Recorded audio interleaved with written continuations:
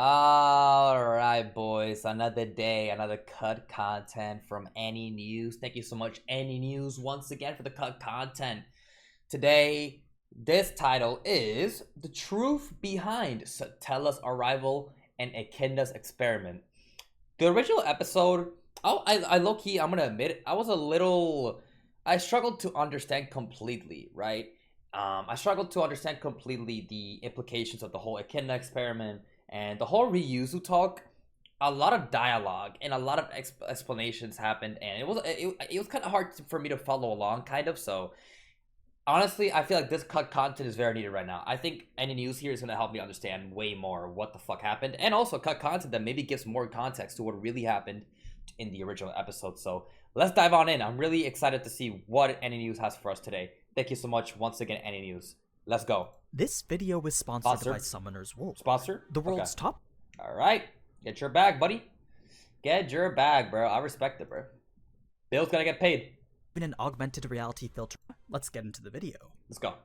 With such an exposition-heavy and eventful episode like this one, yeah, I'm sure quite a few of you were left with at least a couple of questions. Yeah. Yeah. I mean, SATELLA'S arrival wasn't entirely explained. And neither was the whole situation revolving around her appearance. Oh. This was a very crucial plot point that goes to justify both SATELLA and Garfield's behavior. There was also quite a bit more information given to Echidna's experiments, specifically with regards to the history behind it. Yeah. So let's take a closer look at all this plus more as we go through what this episode left out from the novels. Bet. Let's begin. Episode 35, I Know Hell, covering chapters 1 to 3 of volume 12 of the light novel. To explain everything from the beginning, let's first go back a little bit to the end of episode 34. Okay. Back to when the shadow first started to shroud Subaru's existence. The place it was taking him was one that he was very much familiar with. It was the very same world he'd been brought to whenever he'd broken the taboo. Oh, right. Yeah. Also, I forgot to turn on the subtitles here. Yeah. But this time it was completely different. Rather than being filled with despair, he was instead being smothered by some form of affection. Affection. Subaru couldn't move. He couldn't think. At some point he even forgot how to breathe. That's just how captivated he was by this shadow. Jesus. It filled every part of his being with a feeling of love and adoration that he couldn't resist. But the reason why is just because it's so different this time. Like, now it's what's like covering him is love and adoration. It's very different from when he actually like tells people. When he actually tells people, he's like he's breaking the fucking rule. He's not supposed to do that. And SATELLA gets fucking angry, and she pretty much just fucking punishes, like he just punishes him. So, but like this time, he's just like the glaze is just crazy this time. The love. There was so much passion overwhelming his mind, body, and soul that it wouldn't even be incorrect to call this something akin to an assault or violation of love. Jesus. It was effectively draining any and every bit of love that Subaru had for others. Well, what the at fuck? least that's how he felt anyway. But this wasn't something the witch was doing without any sort of purpose. Her goal was never just to take Subaru's love for herself. No. She also wanted to place him into a vulnerable state so that she could search his mind for everything he cared about. Oh. Her true intentions were to find and understand that which Subaru truly loved. That way she would be able to rid the world of those distractions and completely monopolize his affection. That's horrible. This was always SATELLA'S goal. It's why she abruptly decided to head for the barrier after Garfield had taken Subaru away from her. That makes so much fucking sense. Yo, she's actually so jealous. Yo, she's actually just jealous. But this jealousy is a whole nother level. Yo, the jealousy that she possesses is literally like insane, to the point where she's trying to take people out. Oh my god. She was heading to the mansion to fulfill the task that she set out to do. Eliminate the competition. Now, despite knowing that this loop was already a dead end, Subaru couldn't help but still feel the urge to want to stop her. So he went and asked Garfield if he could somehow slow her down. But Garfield already knew from numerous attempts before that that was pointless. Every attack he tried just got absorbed by the witch's shadowy veil. She's too strong, It was likely that her dark dress had the special ability to nullify all physical attacks. Nullify all physical attacks. I mean, it makes sense. Some sort of shadow attack, shadow like defense type as well. I mean, it makes sense, yeah. This meant that magic was the only viable option. We got none of that. Making Roswaal the best candidate to fight the enemy in front of them. Well, Roswaal was pretty much disintegrated, so that obviously was out of the question. It's not like he was gonna do anything anyway. That motherfucker literally just sits back. But since Ryuzu's house had already been engulfed by the shadows, relying on Roswaal wasn't really a possibility He's already fucking dead. Really, the only thing left that Subaru could do was despair. As he thought long and hard about any other options, that's when he came to a key realization that was cut from the anime. Oh. A realization that helps to justify Subaru and Garfield's plan of action. You see, Subaru remembered that the witch was technically a silver-haired half-elf, just like Emilia. If that was in fact the case, then she shouldn't be able to exit the barrier without completing the trial. Such was the nature of Sanctuary. Plus, it's not like this shadowy figure was just the manifestation of SATELLA'S vestigial mind either. Garfield was able to confirm with absolute certainty that the witch in front of them had a physical body. So if she was to have any sort of weakness, then that was definitely what it was. It was this fact that served as the foundation for Garfield and Subaru's plan. Wow. If SATELLA was to pass through the barrier and somehow be weakened by its effects, then that was the opportunity that they could use to attack her. That's pretty much the only plan. That's the only thing they could have done. That makes sense. Wow, yeah, that actually makes so much more sense why they did what they did. But it's like, it just wasn't gonna work, bro. I mean, it wouldn't just, okay, the reason that I already knew that it wasn't gonna work is obviously because the loop is cooked, right? The loop is already cooked. Everyone's already dead, so obviously he had to reset there. But I mean, what other plan could have they done? Yeah, that was the only option they had, and even then, SATELLA'S just too strong, bro. They pretty much, she caught up to them, so yeah. And if Garfield's claws could somehow make it past her shadowy veil while she was distracted, then Subaru was sure that even the Witch of Envy wouldn't come out unscathed. Well, that's just how much raw power Garfield's tiger form had. True. So Garfield and Subaru circled the witch from the treetops, scouting to find the exact point at which she would arrive at the barrier. Once they figured it out, the only thing they needed to do was get there, then set up a distraction. Initially, Subaru volunteered to be that distraction, but Garfield refused to risk sacrificing another person.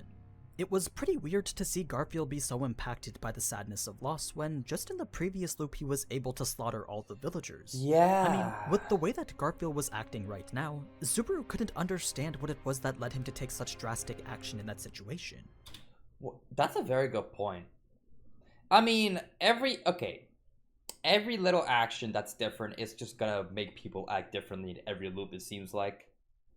I mean, the way that they went about it in that other loop, it felt like they were all, it felt like he was threatened. He felt like maybe like they were like trying to like hide stuff from him. I don't know, there's a lot of things you could say that led him to like pretty much lash out like that. In this case, it's very different. Of course, I mean, everyone's dead. Loss, pain. There's only one option. There's the only person next to him is Subaru. Like, I don't know. There's a lot of implications. There's like different events and stuff that happens that obviously is gonna lead to stuff like that, like drastic measures. But now really wasn't the time to think about it.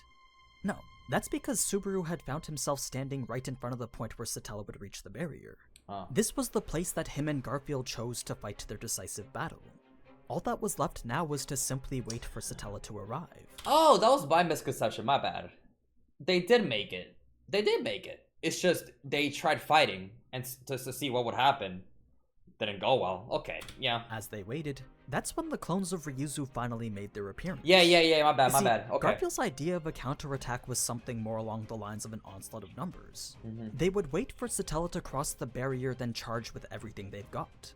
Once that moment came, there were two important things excluded that I think need to be mentioned. What's up? The first was an out-of-character statement made by Garfield right before he charged in to attack.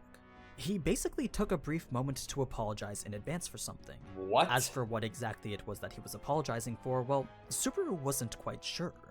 The second thing was that Garfield had somehow nullified the effects of the barrier, allowing him to engage SATELLA from outside its boundaries.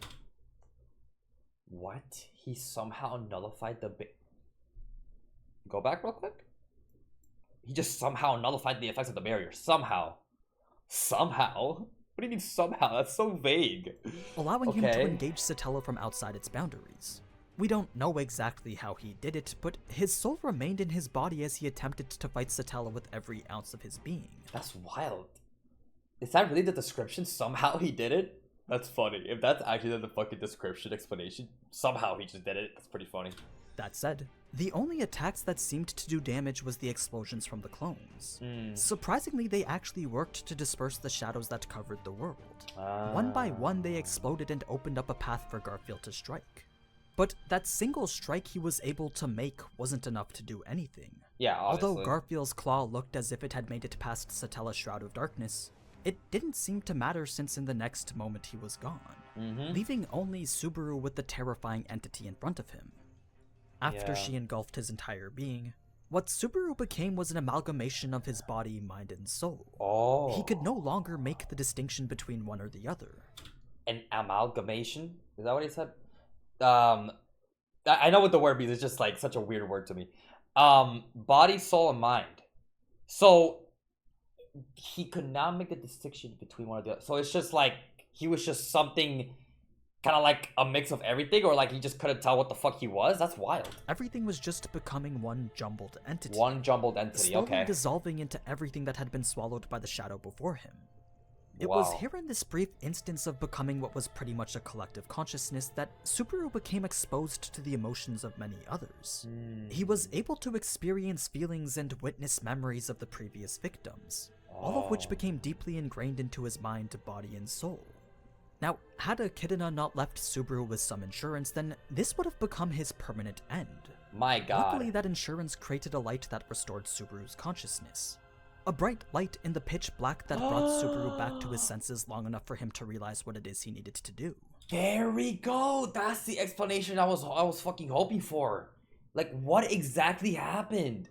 Like, how was he able to like get the insurance that Echidna gave him created a light that restores Subaru's consciousness. And obviously he was able to do what he did. Okay. Back to his senses long enough for him to realize what it is he needed to do. Yeah.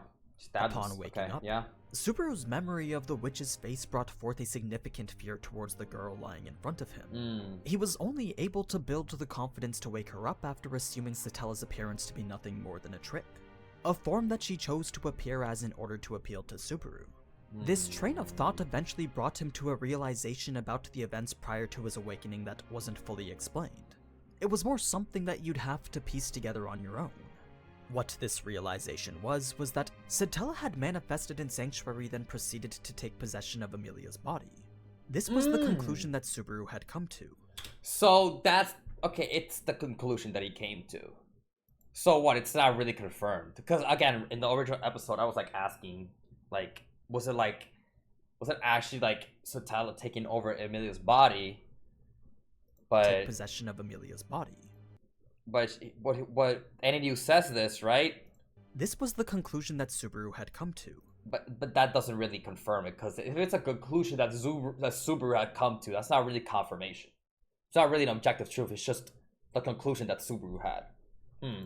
To him, if an Archbishop of Sin could do it, then a witch definitely could as well. True. If that was in fact what happened, then it would also go to explain the reasoning behind a lot of Garfield's actions. His restrained demeanor towards Subaru was because he had failed to protect Emilia. His absolute certainty in the witch having a physical body was because he knew that Emilia had been possessed. His apology in advance was because he knew that he'd have to strike down this Emilia-turned-witch right in front of Subaru's eyes. I see. All this pointed to the fact that Emilia had been taken from him. But this conclusion wasn't just merely to make sense of what happened. It was also the justification Subaru needed so that he could work up the courage to confront Emilia. The thing is, Subaru's fear of SATELLA transcended beyond reality. Oh my god! I mean, but it makes sense. I mean, this guy has gone through so much because of this whole... Just because of freaking SATELLA'S love for Subaru, he's gone through so much pain, man. So much death, so much pain, so many people dying around him. Like, yeah. So that he could work up the courage to confront Emilia. Horrible. The thing is, Subaru's fear of SATELLA transcended beyond reality. Her authority over time made him wonder if she would eventually just disregard his ability to return by death and simply take action herself. That'd be crazy. What scared Subaru the most was the possibility that SATELLA could go back in time herself and change whatever she wanted. That'd be fucking insane. Would she do that? Probably not, no? I don't think she would do that. She kind of just letting Subaru cook, right? He wasn't sure if she was even capable, but the fact that it was even plausible is what terrified him to the core. Fair enough, though, All this doubt and fear followed him as he finally used whatever little courage he had left to wake up Emilia. He knew that he would have to comfort her from the nightmare that she just experienced. But the fear still had a very strong grip over his body. Horrible. Only after hearing her voice call out his name did that grip start to loosen, leaving him completely speechless. Despite still trying to figure out the best way to console her, Emilia beat him to it by completely disregarding her own problems to focus on his. That's Her wild. gentle touch and the warmth of her body led Subaru to break down into tears like how we saw in the anime. But he wasn't crying out of grief or mental anguish. His tears stemmed from the relief that came with knowing that Emilia was still Emilia. Oh yeah. I low-key thought at first that it was tears of, grief, anguish. It's more that Emilia was still Emilia. Wow. An overwhelming sense of comfort filled his body as he could now confirm that the witch had not stolen Emilia away from him. Yeah. So, the only way that Subaru knew how to express this emotion was through the waterfall of tears that was flowing from his eyes. Anyway, we already know how Subaru found this loop to be going better than any of them before. So, that means that we can skip ahead to his conversation with Ram. Although it didn't seem like it, there was actually quite a bit of depth to Ram's statement regarding how Subaru looks at her. She understood that it wasn't something of carnal desire, but instead something vaguer. At first, Subaru didn't quite understand what she meant, but eventually he realized that she was implying that he never actually looks at her. Wow. Yeah, that line in that episode where she went like, I don't like that look in your eyes. Instead, he was always looking past her, as if every time he gazed in her direction it wasn't Ram that he would see. No, what he would see was a completely different person. This was something that Subaru had been trying to avoid, but I guess he subconsciously couldn't help himself from visualizing Ram in Ram. In any case, this whole conversation made Subaru feel a little bit unsettled. But what made him feel even worse was the slight hint of gloom that could be seen on Ram's face. Although her concern was very subtle, the gentle nature she shared with her sister was apparent now more than ever. This made Subaru want to tell Ram all about Ram, but his memory of Ram willingly wanting to sacrifice Ram made him hold his tongue. Instead, he just went on to ask his favor. As their discussion continued, both seemed to notice something very telling about the other just from the look in their eyes.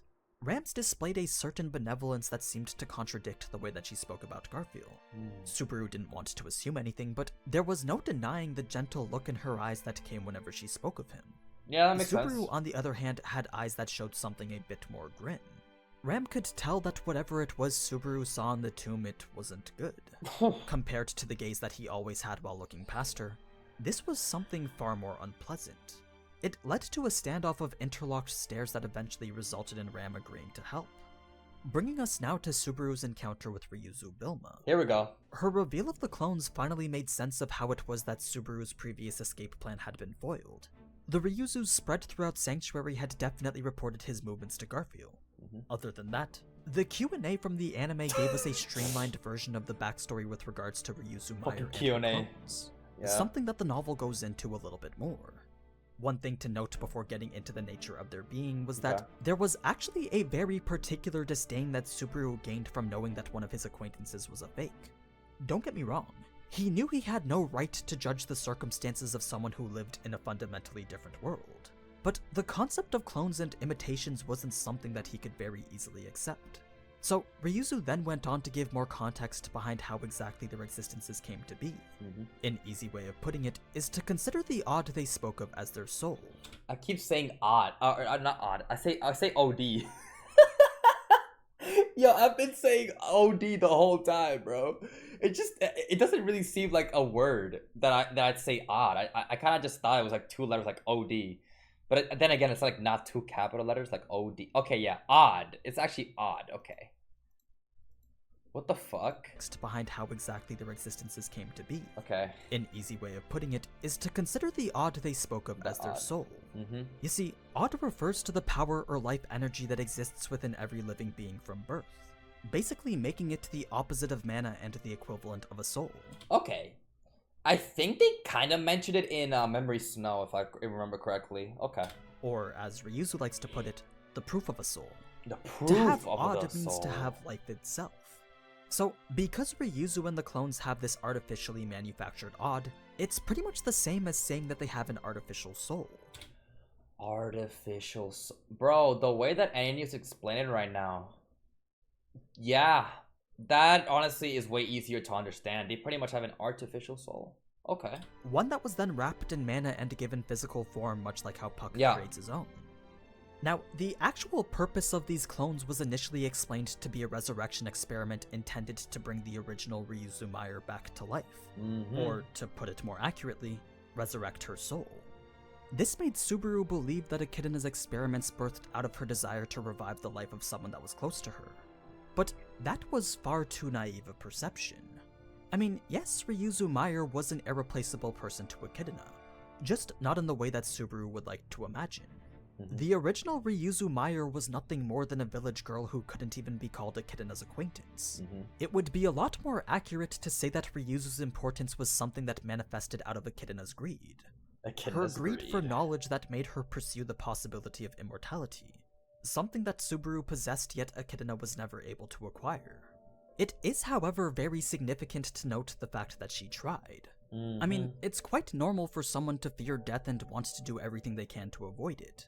But Echidna actually had the means to make it happen. Such was the nature of a witch. Only an existence like hers could actually come up with a viable method of preparing for what comes after life. Fair, So, knowing this made Subaru feel the closest he'd ever been to Echidna. It was apparent now more than ever that she truly was the only person who could understand what he was going through. And for that, he was truly grateful.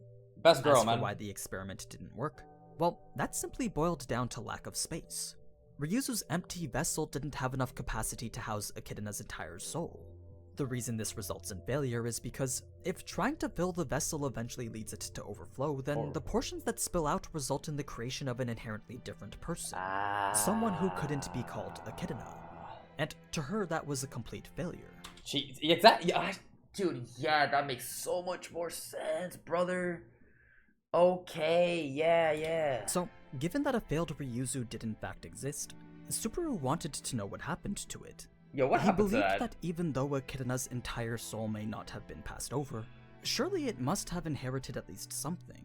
But the way Ryuzu responded implied that what came from this experiment was a creation far beyond Echidna's expectations. You see, she wasn't able to pick and choose what transferred and what didn't. There was no controlling what portion of her memories and what portion of her personality would be sent over, both of which, if incomplete, are considered beyond saving. In this case, the failure inherited some of Echidna's power but no personality to speak of. Okay. Wait. The failure inherited some of Echidna's power. But no personality to speak of. No personality. Okay, yeah. Which incidentally made for quite a bit of trouble. So, the only choice Echidna had when faced with this partial version of her was to dispose of it. But that didn't stop her from continuing the experiments. She felt that if capacity was the issue, then perhaps the volume of the soul being passed on could be modified. Kind of like compressing the amount of data that needs to be transferred. Here's the thing though, we don't know if this method ever worked or not. Echidna never got the chance to try it. She was consumed by the Witch of Envy before getting the opportunity to do so. Dang, we'll never fucking know. Fucking hell. Yo, Satella, bro, are we that ass, man? So, she could very well still have the key to immortality within her reach. Dude, she might. She fucking might. You know what, Subaru? Subaru should ask that. Yo, again, what did I say that one time? That this man needs to make a fucking list, dude. He needs to make a list and just ask a lot of questions to Echidna and see what the fuck she knows, man. Just no means of implementing it. Yeah. Moving on to the business of Subaru being an apostle, this was basically the rank bestowed upon him by Echidna. But Ryuzu liked to refer to it as being one of Echidna's pawns, a statement that Subaru didn't take very kindly. Now, one last thing to point out here was the significance of the shields in the background. Supposedly, these were toys that Garfield and Frederica used to play with when they were younger. Oh. So it's not like their relationship with each other has always been as strained as it is now. There was a time when they did get along.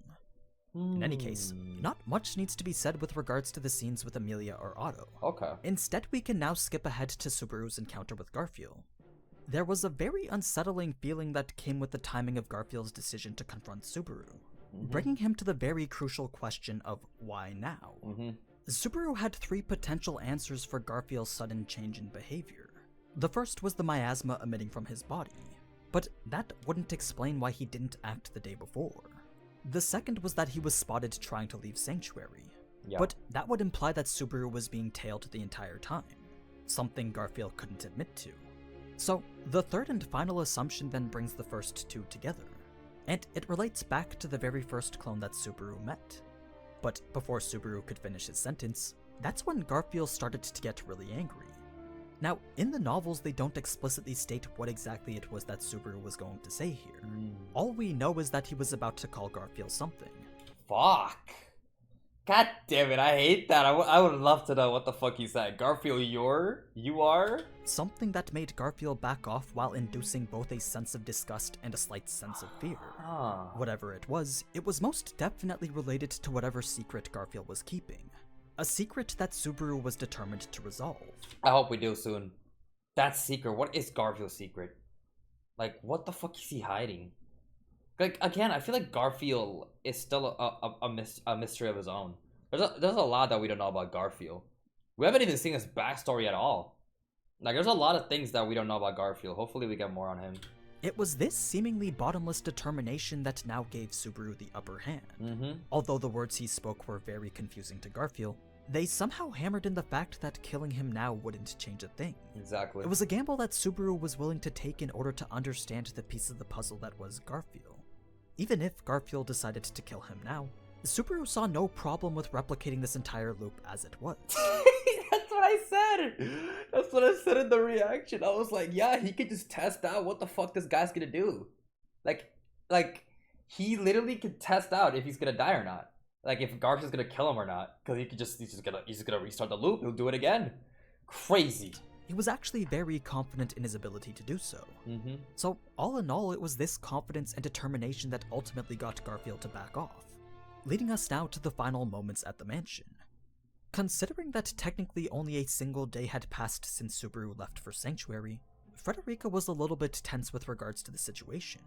She was still trying to feign ignorance on the true nature of Sanctuary, a secret she couldn't reveal due to her pact.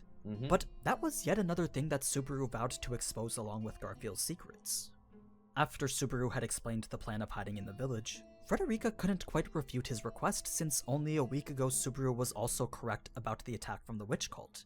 His reasoning was that it was a precaution that needed to be taken in the case of the witch cult remnants deciding to strike again, not because of Elsa. Then, after Petra had run off to take care of things in the mansion, there was actually quite the lengthy conversation that took place between Frederica and Subaru, one that pertains to her and Garfield's past. But I have a very strong feeling that this will likely be covered in a later episode. I'm down. So I'll probably save it for next time. Oh my god, please tell me that's actually what's gonna happen next, bro. Quite the lengthy conversation that it's the took place backstory between Frederica and Subaru, one that pertains to her and Garfield's past. Her and Garfield's past. Yo, please tell me that's actually what's gonna fucking happen. Oh my god, it's time.